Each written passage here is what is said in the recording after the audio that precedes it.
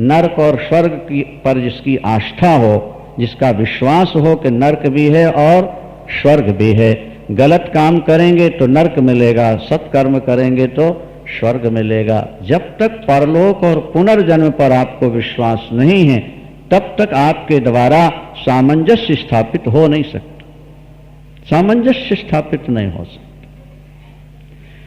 सनातन धर्म की यही विशेषता है, इसने किसी एक समाज का भला नहीं चाहा, किसी एक संप्रदाय और किसी एक जाति का भला नहीं चाहा। हम लोग भी नारे लगाते हैं विश्व का कल्याण हो, क्या बोलते हैं? हिंदुओं का कल्याण हो, ऐसा कहना चाहिए ना? नहीं। एक संप्रदाय का कल्याण हो, एक जाति का कल्याण हो, नहीं, वो तो संकुचित नारा हो गया, संकीर्ण नारा है। हमारा नारा तो यह है कि विश्व का, हमारे शास्त्र कहते हैं सर्वे भवन्तु सुखिनः, हे परमात्मा तू सबको सुखी बना ले। वहां हिंदू नहीं, मुसलमान नहीं, ईसाई सिख नहीं, मनुष्य पशु पक्षी सर्वे भवन्तु सुखिनः सर्वे सन्तु निरामयाः और सर्वे भद्राणि पश्यन्तु, सबका मंगल करता हो, किसी के जीवन में दुख ना आए। किसी धर्म में लिखा है कि काफिरों को, इतने काफिरों को मार दिया जाए क्या, तो मरने के बाद व्यक्ति सीधा स्वर्ग चला जाता है, उसको कयामत तक यहां कब्र में नहीं रहना पड़े। अब ये गलत बात है कि नहीं? किसी विरुद्ध जाति को हम मारने का विचार करें और फिर स्वर्ग की कल्पना करें, ऐसा धर्म धर्म नहीं कहलाता है। हमारे शास्त्र ये कहते हैं, जरा ध्यान से सुने बात को, कि अगर शत्रु का पुत्र भी सत्कर्म करता है तो उसे मित्र की तरह स्वीकार करो, उसे पुत्र की तरह स्वीकार करो, और सगा पुत्र भी गलत काम करता है तो उसको उचित दंड दो। राजा कैसा होना चाहिए, एक छोटी सी घटना आपको सुनाए। घटना महाभारत की है ये।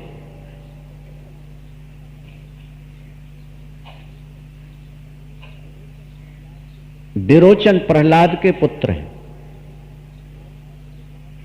प्रहलाद के पुत्र हैं विरोचन। वो केशनी नाम की कन्या पर आसक्त हो गए। एक ब्राह्मण बालक भी है जो उस कन्या को चाहता है। ब्राह्मण बालक जब केशनी के यहां पहुंचा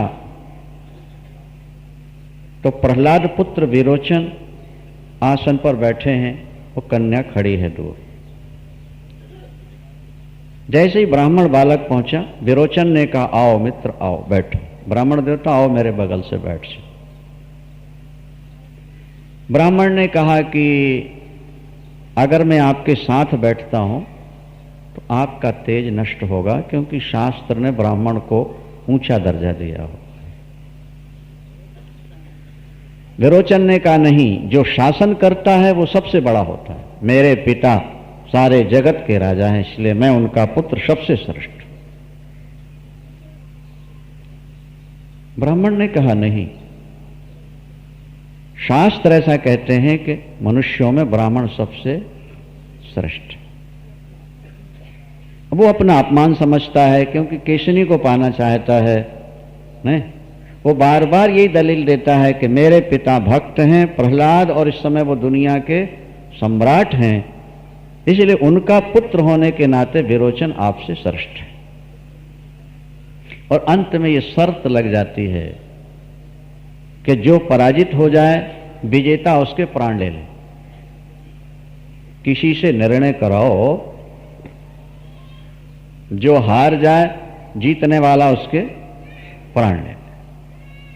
निर्णय किससे कराया जाए? विरोचन ने ब्राह्मण बालक से कहा कि निर्णय किससे कराया जाए? बोले इस समय सारे संसार के राजा हैं प्रहलाद, इसलिए निर्णय प्रहलाद से कराया जाए। विरोचन तो बहुत प्रसन्न हुआ। हमारे विरोचन तो बहुत प्रसन्न हो, उसने सोचा बस बाजी तो हम जीत गए। जब फैसला हमारे पिता के द्वारा होना है, मन में सोच रहा है, और मैं उनका अकेला पुत्र हूं, तो मेरे विरुद्ध तो निर्णय पिताजी दे ही नहीं सकते, नहीं तो उनके तो वंश का दीपक ही बुझ जाएगा, सब कुछ मिट जाएगा। राजा कैसा होना चाहिए? जब तक धर्म नहीं होगा व्यवस्था नहीं हो सकती। आज सरकार धर्मनिरपेक्ष बनकर समाज की व्यवस्था बनाना चाहती है। धर्म आज स्कूलों से, आज पुस्तकों से धर्म को निकाल दिया गया, स्कूल की पुस्तकों से, शिक्षा से धर्म को निकाल दिया गया है। क्यों? बोले इसलिए हमारा देश धर्मनिरपेक्ष है, हम किसी के धर्म की बात नहीं कहते।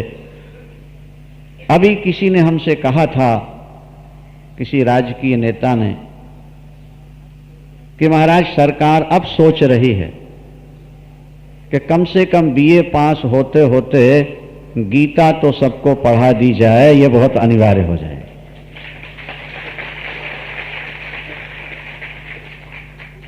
हमने कहा कि यह बात तो हम बहुत समय से कहते आ रहे हैं, और गांधी जी ने भी यही कहा था कि प्रत्येक शिक्षण संस्थाओं में गीता को अनिवार्य घोषित कर दिया जाए।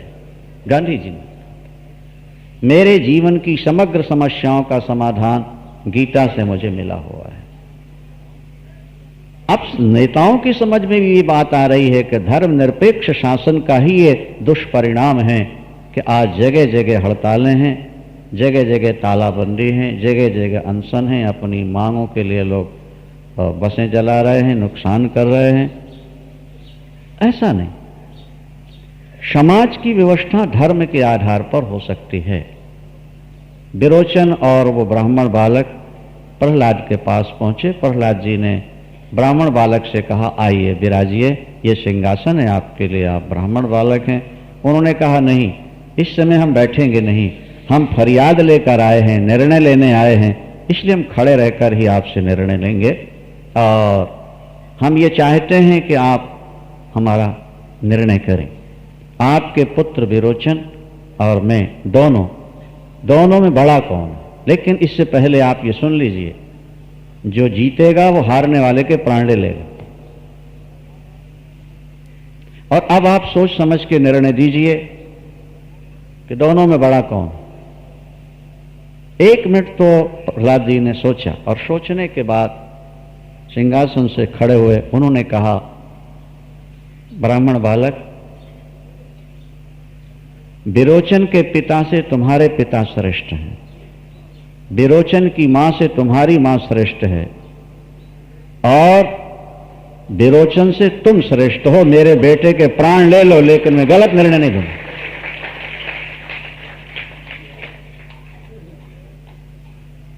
तुम मेरे पुत्र के प्राण ले सकते हो, ले लो, मैं पुत्रहीन होकर के जी जाऊंगा, लेकिन धर्म के विरुद्ध निर्णय नहीं।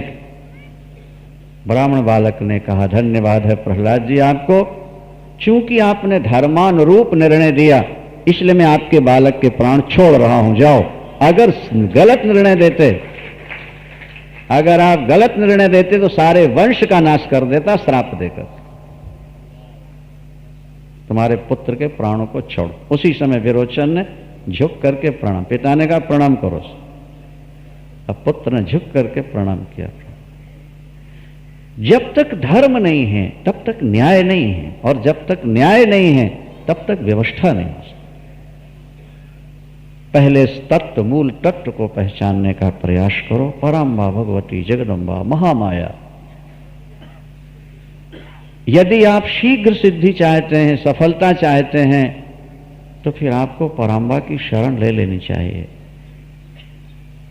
गौतम ऋषि पराम्बा के उपासक, गायत्री के उपासक, महाराज उनको पराम्बा भगवती दुर्गा ने, सरस्वती वीणा पाणी ने एक अक्षय पात्र दिया। उनकी साधना से प्रसन्न होकर गौतम से पहले पूछा क्या चाहिए। उन्होंने कहा, मां बस एक ही इच्छा है कि आश्रम में आने वाला कोई भूखा लौट के न जाए। तो बोले फिर ये अक्षय पात्र ले लो, जो आएंगे उनके लिए भोजन निकलता रहेगा। 1,00,000 व्यक्ति आ जाएं एक टाइम तो 1,00,000 का भोजन निकल आएगा। आप जैसा भोजन चाहोगे वैसा इस अक्षय पात्र से निकलता रहेगा। मां की कृपा थी। अन्नपूर्णा जब प्रसन्न हो जाए फिर कमी क्या है? अन्नपूर्णा, अन्नपूर्णा, अगर अन्नपूर्णा का चिंतन हो तो राष्ट्र हमारा विदेशों को माल भेज सकता है, विदेश में इतना अनाज पैदा हो सकता है। कृपा हो, इष्ट की कृपा व्यक्ति को ऊपर उठा ले जाती है। इष्ट जब प्रसन्न हो जाए तो फिर कमी नहीं रह जाती किसी चीज, सब कुछ अपने आप पूर्ण होता है, अपने आप पूर्ण होता है। हम कहा करते हैं कि अगर घास बिना बोए होती है तो गेहूं चावल बिना बोए क्यों नहीं होता? जब पशुओं का चारा भोजन बिना बोए होता है तो इंसान का भोजन बिना बोए क्यों नहीं होता है? कभी सोचा? वो प्रकृति जानती है, वो पराम्बा जानते हैं कि ये स्वयं कमा नहीं सकते हैं जानवर, नहीं, इसलिए इनको तो बिना बोए देते रहो। और ये सब कुछ कर सकता है। अगर इसको बिना परिश्रम का दोगे तो दुनिया में और ज्यादा कुकर्म करना शुरू कर देगा, इसीलिए इसको थोड़ा श्रम करके कमाए खाए तो ठीक रहेगा। मनुष्य के शरीर में बाल क्यों नहीं है? कौवा, कबूतर, गीद, पक्षी, बिल्ली, कुत्ता, सबको बाल क्यों दिए परमात्मा? प्रकृति जानती है कि ये स्वेटर बुन नहीं सकते, ये कपड़ा सिल नहीं सकते, इसलिए बने बनाए स्वेटर पहना के भेजो ताकि इनको तकलीफ ना हो। इंसान के शरीर में बाल क्यों नहीं है? बोले बुद्धि और हाथ दे दिए हैं, अपने आप बना करके पहन लेगा, इनकी चिंता नहीं है। क्या समझे? आपके यहां जो बकरी होगी उसके छोटे बाल होते हैं, लेकिन हिमालय में बकरी आप देखो उसके लंबे बाल होते हैं। आपके यहां के बंदर के छोटे बाल होते हैं, लेकिन हिमालय में जो बंदर हैं उनके देखा है आप लोगों ने? नहीं देखा, हमने देखा अच्छी तरह से। हम सोचने लगे कि दिल्ली के बंदरों के बाल क्यों कम होते हैं और हिमालय में ज्यादा क्यों होते हैं? प्रकृति जानती है कि अगर यहां कम बाल होंगे तो मर जाएंगे और वहां बाल ज्यादा होंगे तो गर्मी में मर जाएंगे। प्रदूषण तो वैसे ही चल रहा है देश में, दिल्ली में तो सबसे ज्यादा है, इसलिए कम से कम इनको सीमित बाल दो कि हवा मिलती रहे इनको, और इनको स्वेटर जरा मोटा पहना दो क्योंकि ये ठंड में रहते हैं। वो प्रकृति सब अपने आप कर रही है। पराम्बा भगवती सबकी व्यवस्था रखती है, सबके लिए उचित व्यवस्था है, उचित व्यवस्था है। ईश्वर की ओर अगर देखना प्रारंभ कर दोगे तो ऐसा लगेगा कि हर क्षण में, हर कण में उसकी सत्ता है और वो सबका ध्यान रखता, सबका ध्यान। अक्षय पात्र मिल गया महाराज, अब अवर्षण हो गया, अनेक वर्षों तक वर्षा नहीं हुई, अकाल पड़ा, चारों तरफ त्राई त्राई होने लगी। गौतम जी ने ब्राह्मणों को संदेश दिया, जो जहां हैं भजन करने वाले यहां आ जाएं, उनको भोजन मिलेगा, उनकी व्यवस्था हम करेंगे। हजारों ब्राह्मण परिवार और भजन करने वाले लोग वहां पहुंच गए। आश्चर्य था, हर जगह अकाल पड़ा हुआ है और यहां सुकाल है, यहां हर प्रकार की व्यवस्था है। क्या चमत्कार है प्रभु तेरा। ठीक है, महामाया की कृपा है गौतम पर, क्योंकि वो मां के चिंतक हैं। बोलो सांचे दरबार की, श्रीमन नारायण नारायण।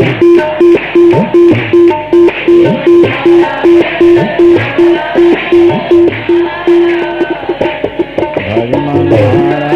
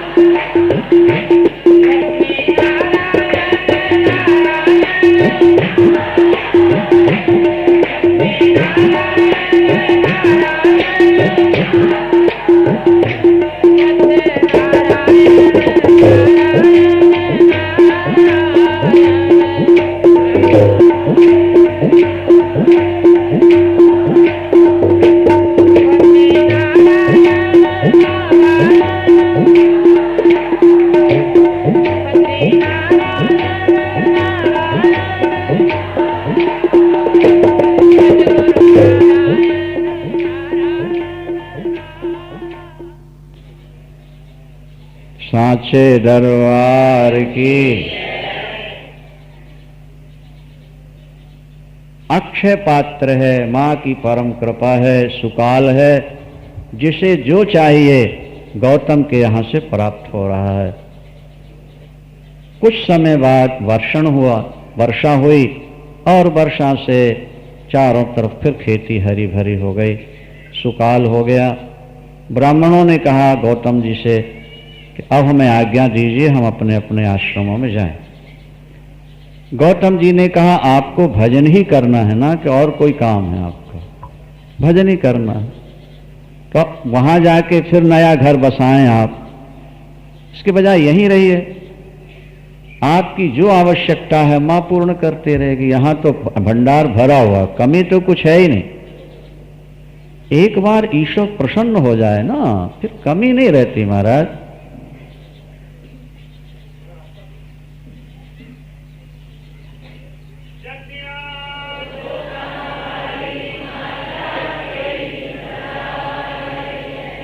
श्रीमान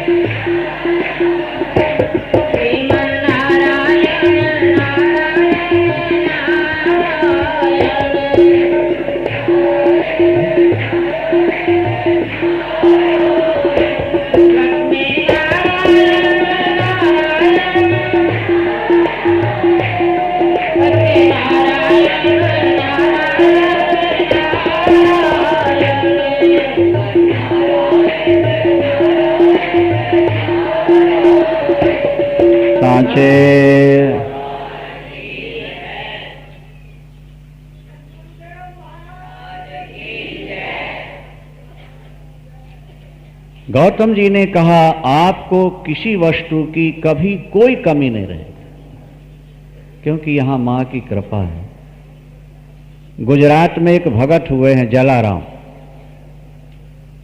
गुजरात में जलाराम, अभी थोड़े दिन पहले की बात है। महाराज उनका नियम था कि आश्रम में आने वाला व्यक्ति भूखा नहीं जा सकता, बिना कुछ खाए, नियम। उनके आश्रम में जो है मांगने वाला आया है ना नहीं करनी। बड़े भक्त थे जलाराम, बड़े भक्त। आश्रम में कोई वस्तु है, मांगने वाले ने आके कहा ये चाहिए, ना नहीं कर। आश्रम में आने वाला भूखा न जाए, भजन पूजन कीर्तन। अभी थोड़े दिन पहले की बात है, ये प्रसिद्ध है गुजरात। हम लोग गए, वो स्थान भी देख के आए। एक दिन एक बूढ़ा सन्यासी आ गया, बड़ा स्वागत किया जलाराम जी ने, बड़ी कृपा, महाराज पधार गए, सेवा हमारे लायक। बोले जलाराम मैं बहुत बूढ़ा हो गया हूं और मेरे पास कोई चेला वेला तो है नहीं, और सेवा करने वाला कोई चाहिए, तुम अपनी पत्नी दे दो, ये मेरी सेवा करे। अब वस्तु तो दी जा सकती है, अपनी पत्नी कौन किसको देता है? लेकिन वाह भाई जलाराम जी, उन्होंने कहा जो आज्ञा महाराज। श्रीमती को बुलाए, बोले कि सेवा में जाओ। अब पत्नी भी ऐसी सदाचारिणी कि पति ने कहा तो मना नहीं किया, उसने कहा ठीक है महाराज जो आपकी आज्ञा। चल पड़े, आगे आगे सन्यासी जा रहे, पीछे पीछे पत्नी जा रही। उनके हाथ में एक सोटा और एक थैला था सन्यासी जी के, उन्होंने पत्नी को थमा दिया। मैं बूढ़ा हो गया हूं ना, सेवा तुझे कर, ठीक है पकड़। कुछ दूर जाने के बाद बोले तुम यहां बैठो, मैं आता हूं, लेटरिन वेटरिन क्या कुछ बहाना करके। वो गए और फिर लौट के नहीं आए। पत्नी बैठी रोने लगी, काफी देर हो गई। पति ने आज्ञा दी है कि सेवा में जाओ, जिनकी सेवा में आई वो गायब हो गए, अब मैं कहां जाऊं? कुछ लोग आ रहे थे राहगीर, उन्होंने देखा तो जलाराम जी की पत्नी, जाके जलाराम जी को बताया, वो आए और फिर वापस ले गए। महात्मा आए नहीं तो क्या कर सकते। रात्रि में जब सोए तो भगवान ने उनको दर्शन दिया स्वप्न में और कहा जलाराम उस रूप में मैं ही तेरे पास आया हुआ था।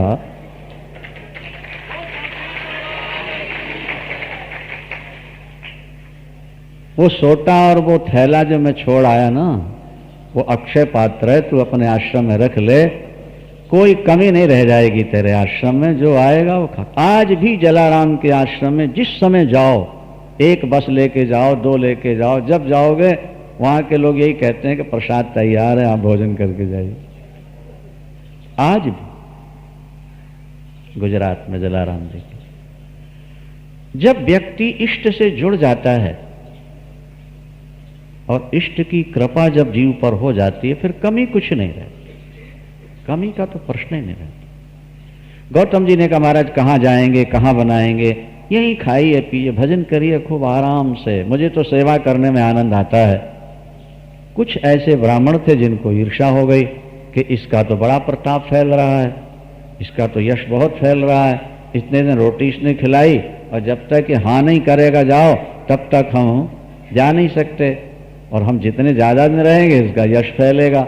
उन्होंने क्या किया, एक माया की गाय बना दी ब्राह्मणों ने, और जब गौतम जी अग्निशाला में बैठे थे तो बूढ़ी गाय वहीं भेज दी, और गौतम जी ने हूं ऐसा किया, वो गिरी और छटपटा के मर गई।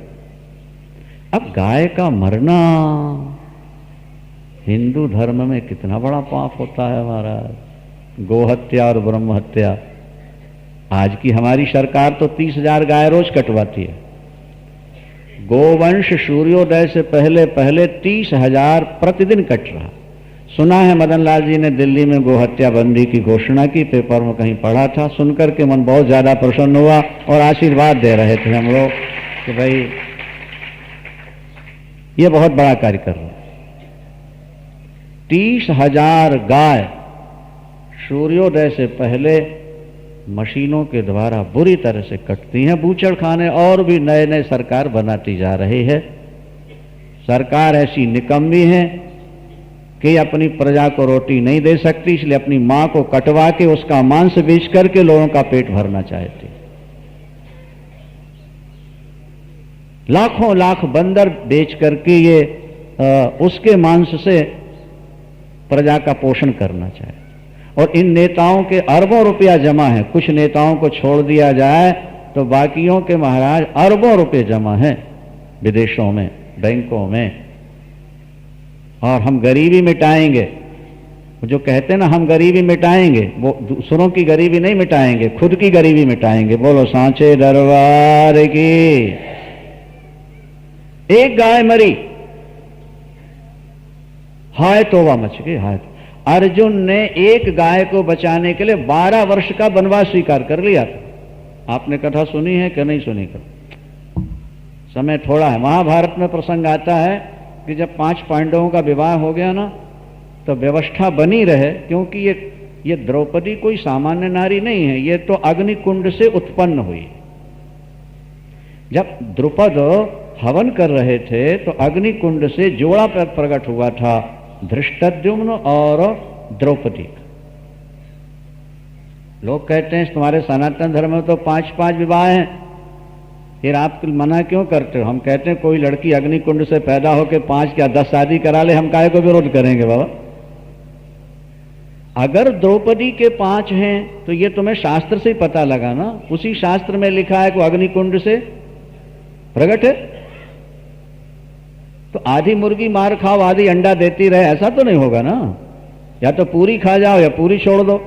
शास्त्र की आधी बात मानो आधी न मानो, फिर कैसे काम चले? द्रौपदी के 5 पति थे, ये महाभारत से बोध हुआ ना आपको। लेकिन द्रौपदी कौन थी ये भी तो महाभारत से बोध होता है। तो जो दिव्य कन्या हैं, और वहां लिखा है कि जब वो एक पति के पास से दूसरे के पास जाती है तो फिर वो कन्या हो जाती है, उसके सारे लक्षण कन्या वाले हो जाते हैं द्रौपदी। ये महाभारत में स्पष्ट लिखा हो। जब वो एक पति के पास से दूसरे के पास जाती है तो फिर वो कन्या बन के जाती। व्यवस्था क्या बनाई जरा सा आप लोग ध्यान से सुने, जोर से बोलेंगे सांचे दरबार की। एक भाई के पास जब द्रौपदी रह रही है तो दूसरों के लिए वो बेटी या मां के समान है। एक पांडव जब द्रौपदी के पास कमरे में बैठा है, बात कर रहा है, उस कमरे में दूसरे को नहीं जाना होगा। अगर चला गया तो 12 वर्ष का वनवास भोगना पड़ेगा। अगर चला गया, मर्यादा बन गए, अब एक दिन धर्मराज युधिष्ठिर शस्त्रागार में बैठे हैं द्रौपदी के साथ, जहां अर्जुन के शस्त्र रखे हुए। यहां एक ब्राह्मण रोता हुआ आया, पार्थ पार्थ, राक्षस मेरी गाय पकड़ के ले जा रहा है।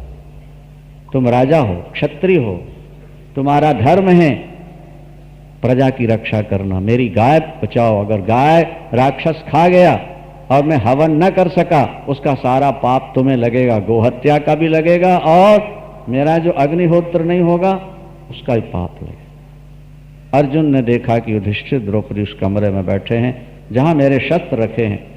अब मैं जाता हूं तो 12 वर्ष का वनवास, और नहीं जाता हूं तो एक गोहत्या जैसा जघन्य अपराध मुझे लगेगा। ये मेरा कर्तव्य है क्योंकि मैं क्षत्रिय हूं। ब्राह्मण की रक्षा करना, गाय की रक्षा करना, दुखियों की रक्षा करना, ये हमारा कर्तव्य है। अर्जुन ने निर्णय ले लिया, भले मुझे 12 वर्ष वन में रहना पड़े, लेकिन मैं अपने सामने गोहत्या नहीं होने दूंगा।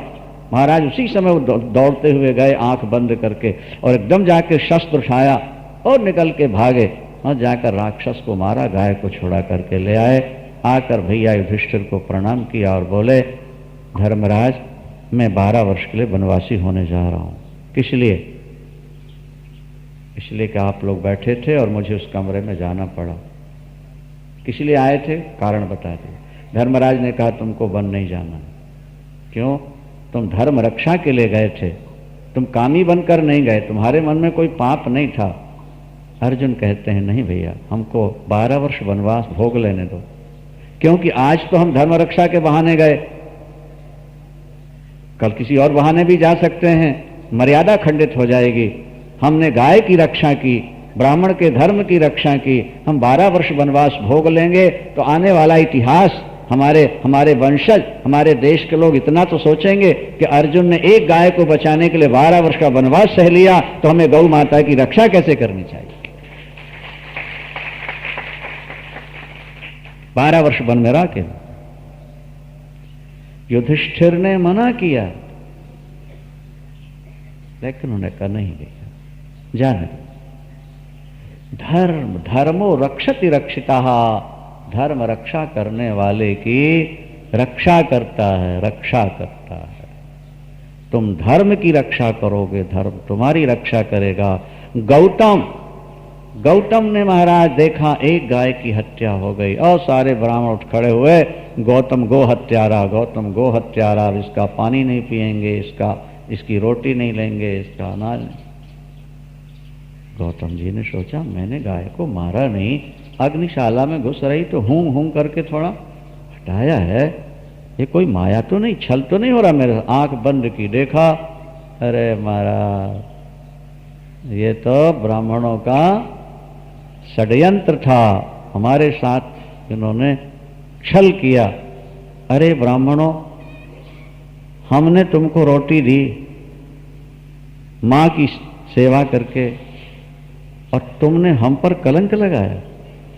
जिसके साथ 7 कदम चल लिया जाए वो मित्र हो जाता है, उसे कभी धोखा नहीं दिया जाता शास्त्रानुसार, और तुम हमारे साथ ऐसा व्यवहार करते हो। जाओ, हमारा श्राप लेकर के जाओ तुम। अरे ब्राह्मणों, हमने तुमको रोटी दी मां की सेवा करके, और तुमने हम पर कलंक लगाया। जिसके साथ 7 कदम चल लिया जाए वो मित्र हो जाता है, उसे कभी धोखा नहीं दिया जाता शास्त्रानुसार, और तुम हमारे साथ ऐसा व्यवहार करते हो। जाओ, हमारा श्राप लेकर के जाओ तुम। अभी तो मर के तुम घोर नरकों में जाके पकोगे बहुत वर्षों तक। वही नरक से निकल के आ गए हैं बहुत सारे ब्राह्मण, जो नाम के तो ब्राह्मण हैं, वो श्रापित हैं, वो धर्म को मिटाने पर तुले हुए हैं। शुद्ध ब्राह्मण थोड़े मिलेंगे आपको जो धर्म के रक्षक हैं, अन्यथा आज ब्राह्मणी धर्म की हत्या करते चले जा रहे हैं। नेहरू जी कहा करते थे गाय और गधे में क्या अंतर है? वो कहते थे गाय और गधे में क्या अंतर है। एक अभी वामदेव जी महाराज सुना रहे थे वृंदावन कि एक ब्रह्मचारी जी थे, उन्होंने नेहरू जी से समय मांगा, नेहरू जी बोले टाइम नहीं है। तो कार में बैठते बैठते जो अपनी बात कहनी है कह दो। ब्रह्मचारी जी कार के पास आके खड़े हुए, इतने में नेहरू जी आए कार में बैठने, ब्रह्मचारी जी ने कहा पंडित जी, नेहरू जी को, पंडित जी हम लोगों ने कुर्बानियां दी देश को आजाद करने के लिए, आजाद कराने के लिए। हमारा देश आजाद हो गया, अब धर्म का क्या होगा? तो नेहरू जी खिड़की बंद करते करते बोले समाजवाद में धर्म को कोई स्थान नहीं रहेगा, और आगे बढ़ गए। समाजवाद में धर्म को कोई स्थान नहीं, और उसका दुष्परिणाम आज हमारे आपके सामने हो रहा है, सामने घटित हो रहा है। धर्म सबसे ऊंची वस्तु है, धर्म को नहीं छोड़ना। गीता में भगवान कृष्ण ने घोषणा की, स्वधर्मे निधनं श्रेयः पर धर्मो भयावह। अपने धर्म में मर जाना अच्छा है, अपने धर्म को छोड़कर जीवित रहना लाभकर नहीं होता है। धर्म के लिए जिएं और धर्म के लिए मरें। गौतम के श्राप से ही ऐसे ब्राह्मण कलयुग में आ रहे हैं जो आज धर्म के ह्रास में कारण बन रहे हैं, धर्म को त्यागने में आगे आ रहे हैं। अभिमान किसी चीज का नहीं करना, यह भी देवी भागवत में लिखा है। ये तैत्तरीयोपनिषद की एक कथा जो यहाँ उद्धृत है, उसे भी आप ध्यान से सुने। इससे पहले आप ये सुने कि भगवती का नाम शाकंभरी कैसे पड़ा, शताक्षी कैसे पड़ा, भ्रामरी नाम कैसे पड़ा। माँ के लाखों नाम हैं और हर नाम के साथ एक कथा जुड़ी हुई है। और यहाँ लिखा हुआ है, भगवती पराम्बा जब सिंहासन पर बैठती हैं तो एक ओर लक्ष्मी और दूसरी ओर सरस्वती माँ दुर्गा को चंवर डुलाया करते हैं। जिनको पाने के लिए संसार बेचैन है, सरस्वती माँ ने बुद्धि और लक्ष्मी धन, वे दोनों पराम्बा भगवती की दासियां बनकर के चमर डुला रही हैं। तो रानी जिस पर प्रसन्न हो जाए, दासियां उस पर नाराज रहें, ऐसा हो ही नहीं सकता है। जिसने मां को प्रसन्न कर लिया उसको सब कुछ मिल जाता। लग्न चामरो हस्तो श्री शारदा परिवीजितायै नमः। लग्न चामर हस्तो, दोनों के हाथ में चमर। श्री शारदा, श्री माने लक्ष्मी और शारदा माने सरस्वती। लग्न चामरो हस्तो श्री शारदा परिवीजिताये नमः। मां की उपासना कर लो, फिर कमी क्या। हमारे पिताजी हमारे दादाजी की कहानी सुनाते थे, आज भी वो पुस्तक हमारे यहाँ है, हस्तलिखित पुस्तक दुर्गा सप्तशती की। घर में आग लगी तो लोहे की पेटियां जल गई, वो पुस्तक नहीं जली, अभी भी है।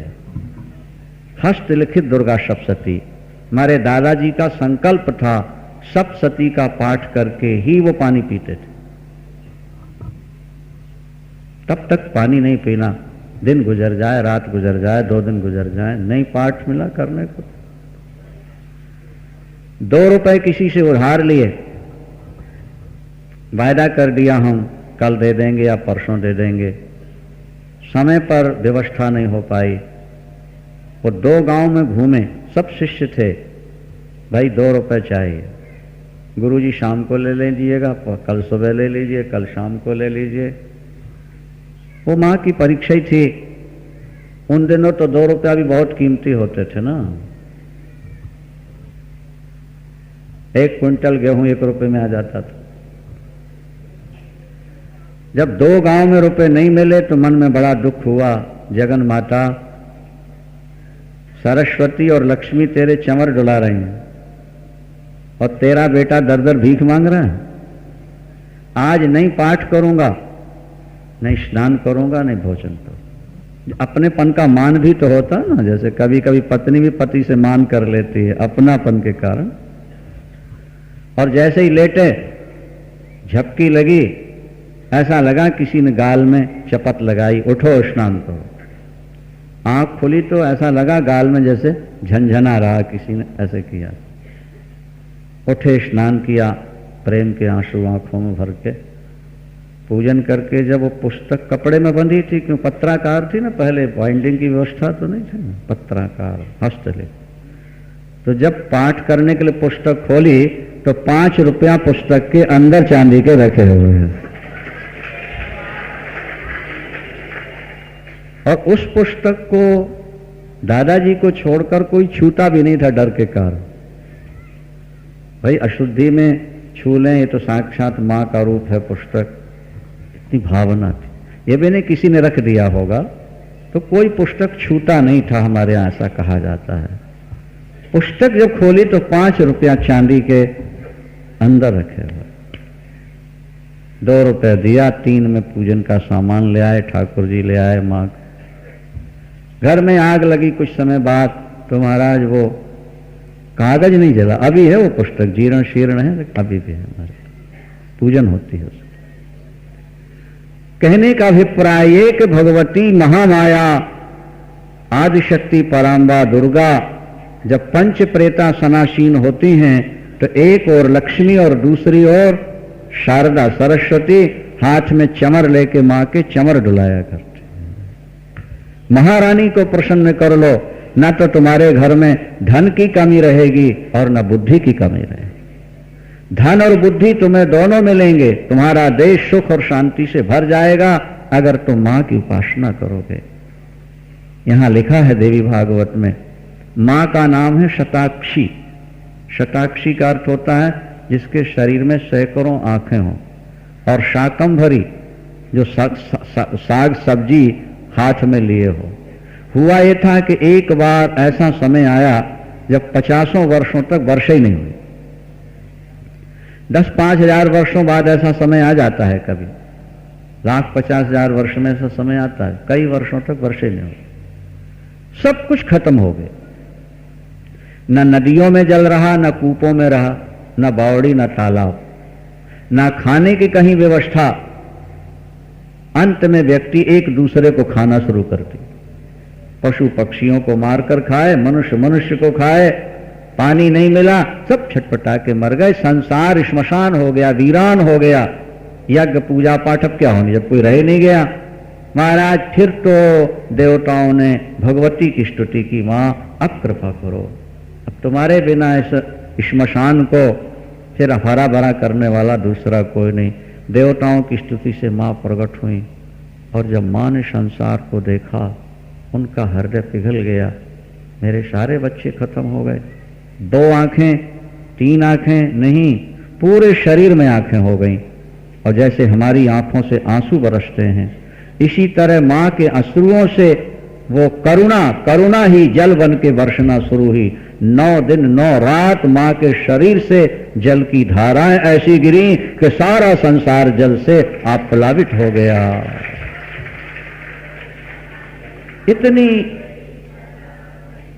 इतनी करुणा है मां के अंदर कि महाराज 9 दिन रात लगातार रोई बच्चे।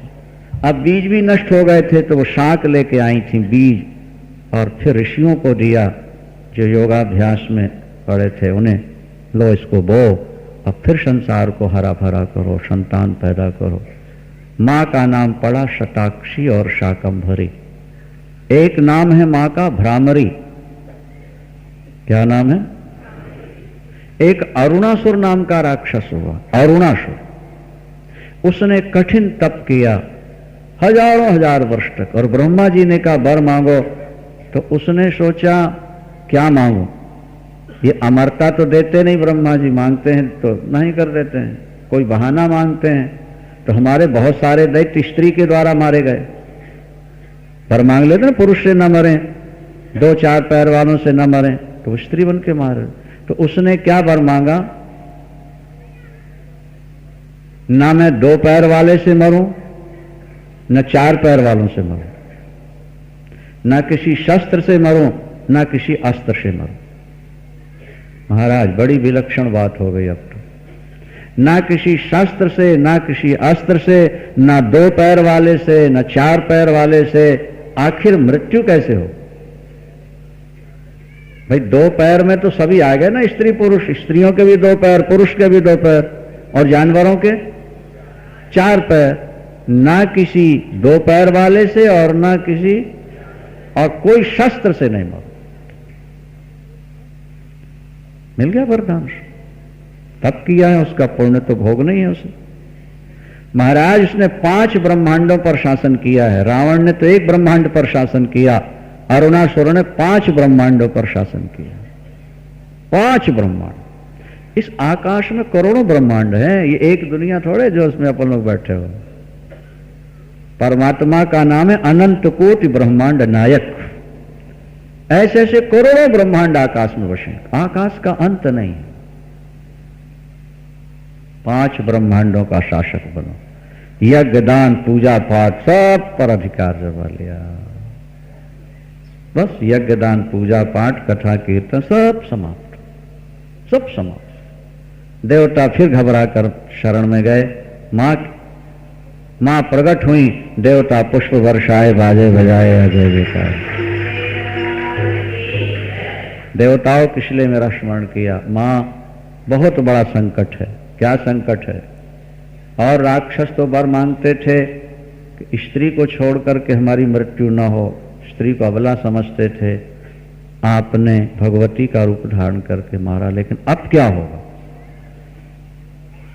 अब तो उसने वरदान मांगा है कि 2 पैर और 4 पैर वाले से नहीं, किसी शस्त्र से न मरे। मां क्या होगा?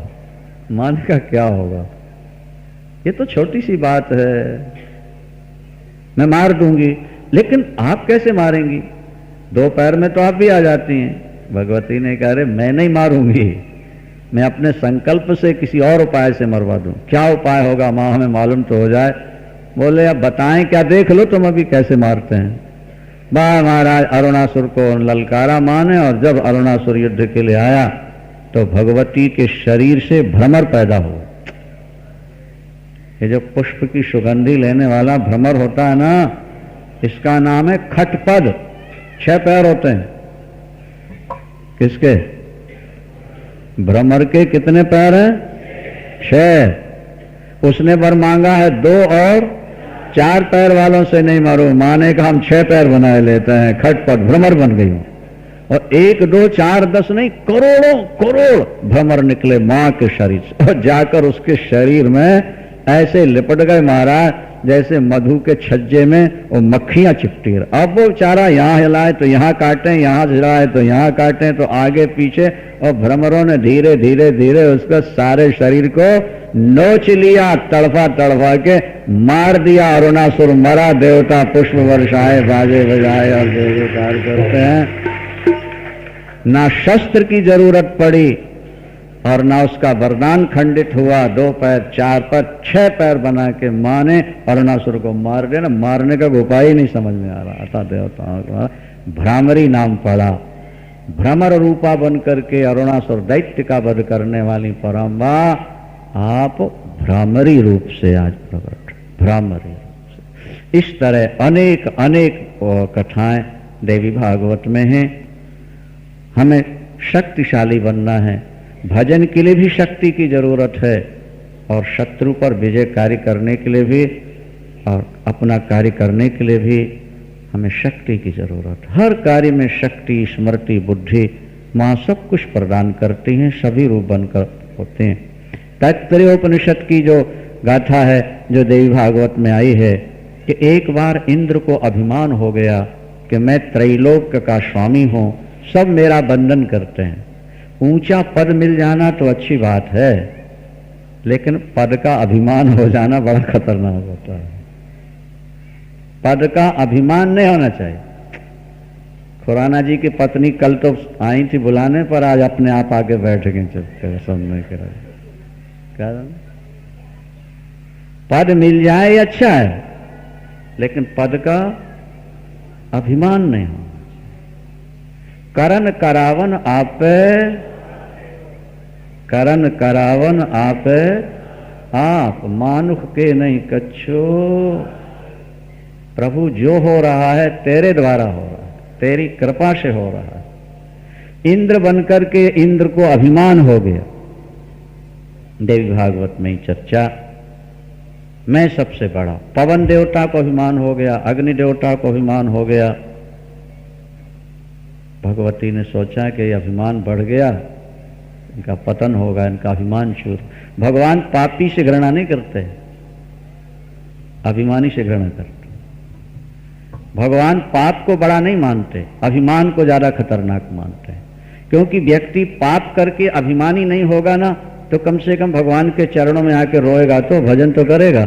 लेकिन अभिमान जब जीवन में आ जाएगा तो भगवान से डिस्कनेक्ट हो जाता है, और जब भगवान से अलग हो जाता है तो उसकी सारी शक्ति क्षीण हो जाती है, खत्म हो जाती है। इसलिए अगर पाप किया है तो भगवान कहते हैं चिंता मत करो, मैं तुम्हारे पाप खत्म कर दूं। लेकिन तुमने मैं जहां की गए कहीं के नहीं। गुरबाणी में लिखा, आपन कहा जो जाने नीचा, सो जानिए सबते ऊंचा।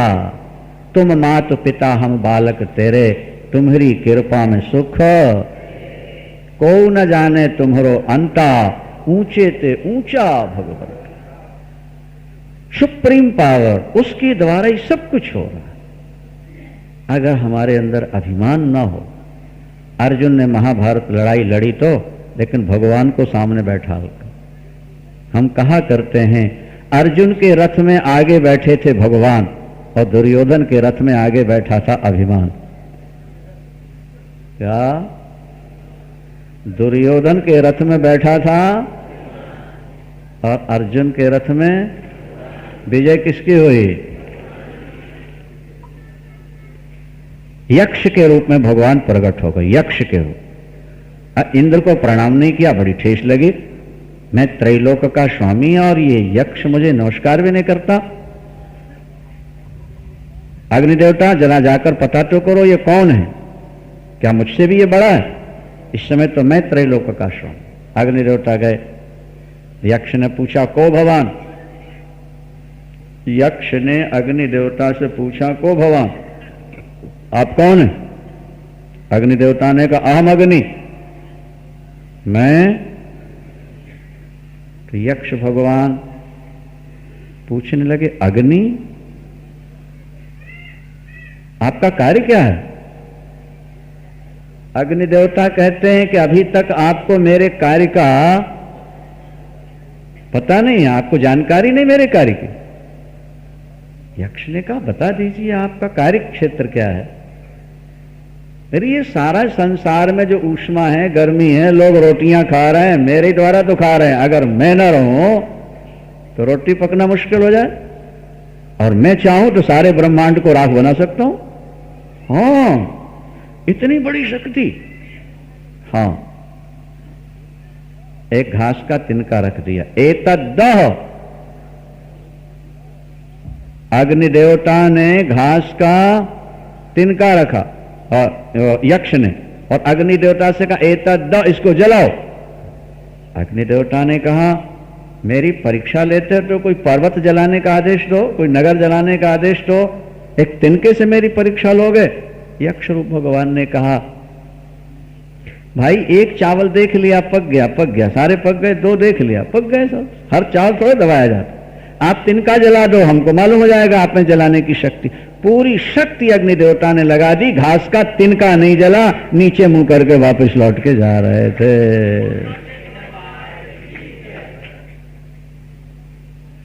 कौन है? बोले कोई पता नहीं लगा। वायु देवता से कहा जाओ तुम पूछो कौन। अब वायु देवता पहुंचे। फिर यक्ष ने पूछा कौन हो? वायु राम, मैं वायु हूं। वायु पवन, आपका कार्य क्या है? लो, आपको मेरे कार्य का पता नहीं। सारी दुनिया की जिंदगी मेरे हाथ में है। अगर मैं 5 मिनट के लिए बंद हो जाऊं तो सारी दुनिया खत्म हो जाएगी, और आप पूछते हैं कि आपका कार्य क्या है? ये सारा ब्रह्मांड, ये अनंत ब्रह्मांड मैंने तो उठा रखे हैं। अच्छा, तो वही तिनका जो रखा था ना, बोले जरा इसको उठा के दिखाओ। मुझसे तिनका उठवा रहे हैं? इतनी उठा दो कोई बात। वह बड़े शक्ति लगा दी, पूरी शक्ति पवन देवता ने लगा दी। घास का तिनका नहीं उठा सके पवन देवता, नीचे सिर करके वो भी वापस लौट गए। इंद्र ने कहा मैं जाके पता करता हूं कौन है वो अभिमानी। और जब इंद्र देवता पहुंचे महाराज, तो यक्ष भगवान अंतर ध्यान हो गए, बात भी नहीं करनी चाहिए। अब इंद्र का अभिमान चूर हुआ, घबराए, कैसे पता लगे वो कौन थे। मेरी आराध्या माँ भगवती दुर्गा, शची के पातिव्रत की जिन्होंने रक्षा की, नहुष का पतन जिन्होंने कराया, कथा याद है ना आपको? वो माँ ही कुछ बता सकेंगी। फिर माँ का स्मरण किया तो हेमवती, सुवर्ण वर्ण, लाल रंग जिनका, सब कुछ लाल ही लाल था। माँ भगवती इंद्र के सामने प्रकट हुई, देवता पुष्प वर्षाए, बाजे बजाए, जय जयकार किया, चरणों में प्रणाम किया, चरणों में सादर वंदन किया। माँ वो कौन थे? माँ ने कहा मैं ही थी, मैं ही थी उस रूप में, उनमें और मुझ में कोई भेद नहीं है, हम और वो दोनों एक। जैसा हमने प्रारंभ में कहा कि चने की एक दाल अलग कर दो और फिर चना खेत में बो, पैदा होंगे कि नहीं होंगे? दाल दो है, चना एक है, लेकिन दाल उसके अंदर, और दोनों रहेंगे तो झाड़ निकलेगा, और एक रहा तो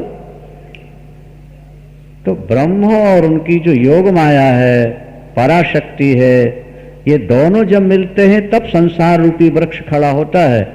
अगर एक अलग हो जाए तो कुछ नहीं हो पाता है।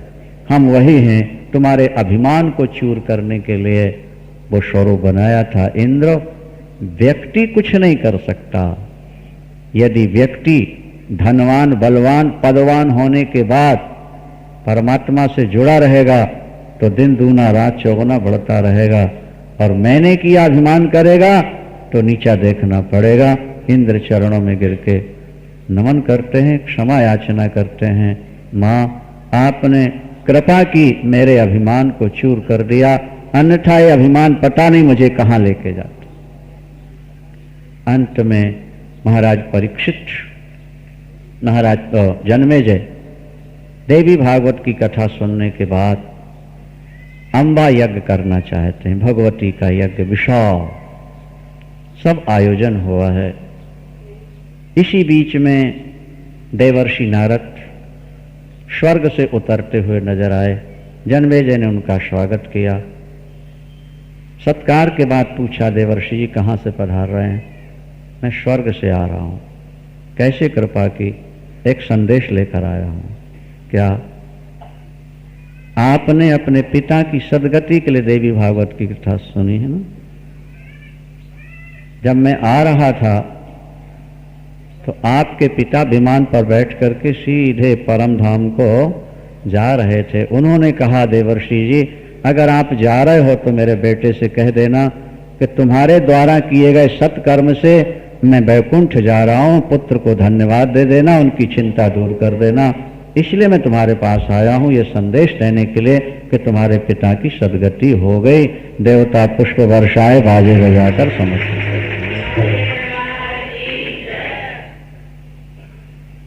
अब भागवत की अनुक्रमणिका आपके सामने है। संपूर्ण देवी भागवत में कौन कौन कथाएं आई हैं ये आपको सुनाएंगे। उससे पहले एक भजन हो जाए। हरि माता ऐसा प्यार जगा, माता ऐसा प्यार जगा, माता ऐसा प्यार जगा दे माता, ऐसा प्यार जगा मेरी माता, ऐसा प्यार जगा माता, ऐसा प्यार जगा मेरी माता, ऐसा प्यार जगा।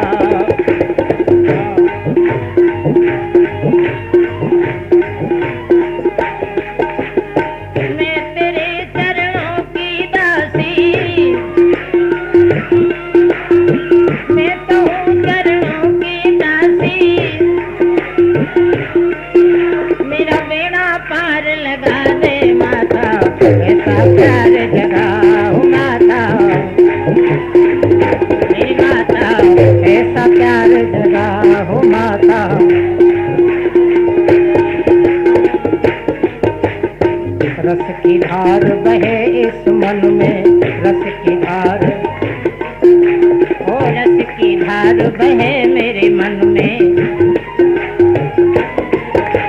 और अनुपम प्यार बढ़े मेरे मन में।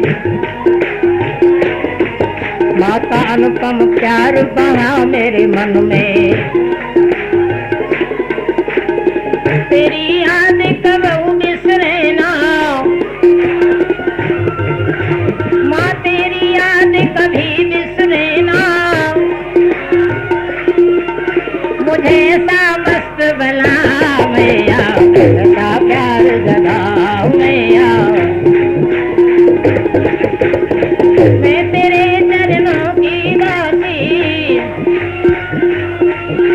माँ मैं तेरे चरणों की दासी।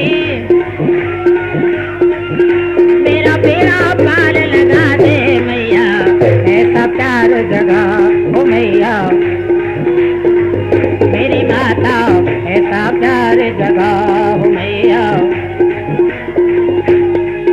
और भूले फिरूं सदा गलियों में, भूले फिरूं माँ तेरे दर्शन के लिए। भूले फिरूं सदा गलियन में, और कबहू घर में कभी लखन में। हाँ कभी में घर में कभी लखन में। अपने चरणों की रज दे दे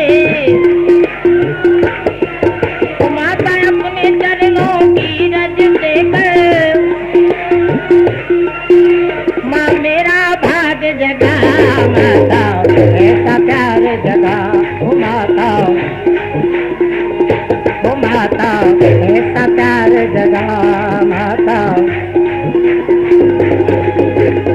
मैं तेरे चरणों की दासी, ओ मैं तेरे चरणों की दासी। मेरा बेड़ा पार लगा दे माता, ऐसा प्यार जगा ओ माता। मेरी माता ऐसा प्यार जगा। आज माँ की पूजा करते हैं भगत जी। मेरी पूजा जल असुवन का, मेरी पूजा जल असुवन का।